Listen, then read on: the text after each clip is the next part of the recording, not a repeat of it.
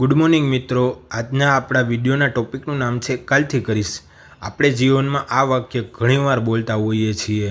ધારો કે કોઈ વિદ્યાર્થી મુખ્ય પરીક્ષા માટે વિચારે છે, આજે થોડો થાકી ગયો છું, કાલથી વાંચવાનું શરૂઆત કરીશ। બીજે દિવસે વિચારે છે, આજે થોડા કાર્ય પૂર્ણ કરી લઉં, કાલથી વાંચવાની શરૂઆત કરીશ। રોજ જોતામાં પરીક્ષા નજીક આવી જાય છે અને વિદ્યાર્થી વિચારે છે, કાશ મેં થોડા દિવસો પહેલાં મહેનત કરી હોત અને વાંચવાની શરૂઆત કરી હોત તો હજી વધુ સારા માર્ક મેળવી શક્યો હોત। તો આવા જ મોટિવેશનલ વિડીયો માટે અમારી ચેનલને સબસ્ક્રાઈબ કરવાનું ભૂલશો નહીં। વાત ખાલી એક વિદ્યાર્થીની નથી, પરંતુ આપણા જીવનમાં પણ આપને લાગુ પડતી હોય છે।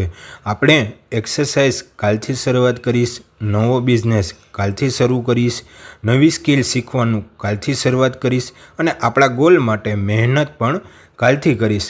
પણ યાદ રાખજો મિત્રો, તમારા સપનાનો સૌથી મોટો દુશ્મન નિષ્ફળતા નથી, પરંતુ સતત તેને કાલ પર ટાળવાની આદત છે।